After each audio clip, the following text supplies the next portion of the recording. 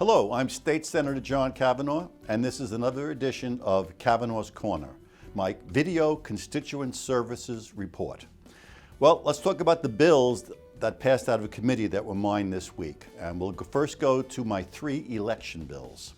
My first bill was SB 1066, Election Mailings Third-Party Disclosures. A lot of groups, especially left-wing groups, send letters to people that look like they're coming from county recorder's office to try to get them to register to vote. They'll often include registration forms. The hope is that they'll send these forms not to the to the recorder, but to them. And then they can throw away the Republican registration forms and send in the Democrat ones. Well, this bill says that if you are a third party mailing letters to people that look like they come from the recorder's office, and 10% of the first page has to have a big disclaimer that you are not a government agency, so that you do not trick people into doing this. My next bill is Senate Bill 1068, and this is election board workers political parity, and this requires that there be at least one Republican and one Democrat working the polls in the different capacities, so that there's always a Republican present, because oftentimes there is no Republican, so we have to have one of our people there to watch. And the final one is SB 1135, Spoiled Early Ballots Election Day.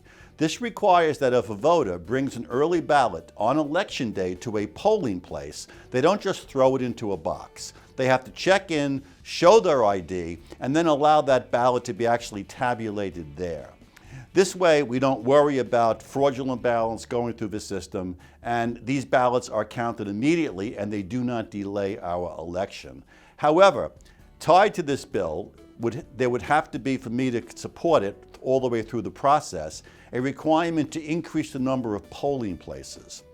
In the last election, a disproportionately large number of Republicans showed up at the polls on election day. And this bill will increase the lines. And I don't want Republicans walking away because the line is too long. So if we're going to have people check in and vote their early ballots at the polling place, we need to have more polling places so our Republican voters are not disenfranchised. In the Health and Human Services Committee, I have an appropriation to increase the access, the public health insurance coverage for children with a condition called spina bifida. Currently, at age 6, the coverage stops, but we discovered that there actually is a greater need after age 6. So if in fact they pass a needs test, they would continue to get these health benefits past the age of 6. In the Government Committee, I had SB 1048 pass out. It's a change in the campaign finance reporting laws.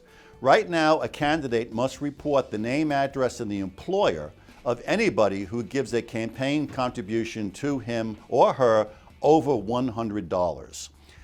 My bill would raise that to $200, although it would keep the reporting for a lobbyist down at $100.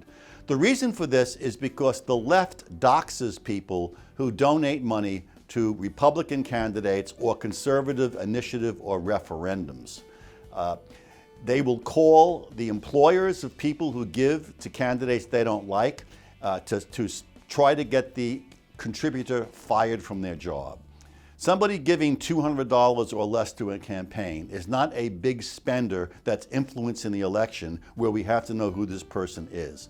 So to protect ordinary people from being doxxed and their jobs jeopardized by left-wing activists, we're going to raise the level to $200 so their names remain confidential. And the final bill in the Government Committee was my SB 1049, Homeowners Association Betsy Ross flag.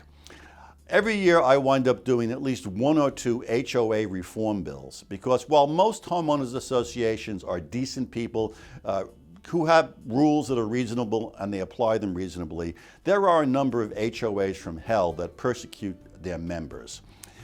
I was called by one person who said that their HOA was citing them for flying the Betsy Ross flag. Now, the Betsy Ross flag is one of the official American flags. And our current HOA law says you can't stop somebody from flying an American flag. But this HOA said that only applies to the latest American flag. Another person called and said they were being cited for flying a flag with 49 stars instead of 50. So this bill clarifies that it's any American flag that you have, you can fly if you're in an HOA. Moving on to the Natural Resources Committee, I had a couple of animal welfare bills. As many of you may know, I have been 3 times awarded the Humane Society of the United States Legislator of the Year Award. My first one is going to set up a study committee to try to set some standards for the county pounds all across the state. The Maricopa County Pound is in total disarray. It had a new leader that alienated the volunteers. It's underfunded. So the process and the conditions were just terrible. And there may be similar situations around the state. So this bill will simply get people from all walks of the Humane Society movement, including people who run pounds, to let them meet over the interim, and I'll be there, to try to develop some standards in terms of space per animal, medical care, and the like. And then I also had a bill which would increase the appropriation to the Spaying and Neutering Fund.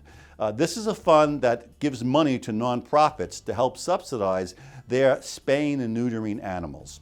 This is an important part of controlling the stray dog and cat population, and this appropriation will have more spaying and neutering, reduce the number of strays, which will also make it easier for the pounds to take care of their business without being overcrowded.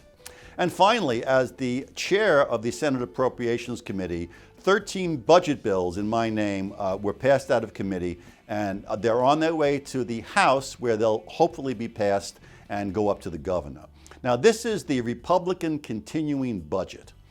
This is a budget which funds all the current government services with slight additions for inflation and maybe additional student attendance, so that if we do not have a negotiated budget with the governor by June 30th, government will not shut down. There are many people who rely on state monies, people who receive benefits, state employees that need salaries, people who do business with the state who would like to be paid for the goods and services that they give us. Nothing is served by creating a budget crisis with government shutdown in June. So we Republicans in both chambers have decided, let's take the current budget, remove the one-time monies that are no longer there from last year, and let's let that proceed forward. And then we will negotiate with the governor on what to do with the additional $1.3 billion of one-time revenue we have for this coming year. It may be new programs, it may be infrastructure, it may be more tax relief, but we want to get the crisis mode threat of a government shutdown off the board. Apparently, the governor and the Democrats totally oppose this. I guess they want to take advantage of the crisis and the brinksmanship, which might give the governor better bargaining advantage as we negotiate.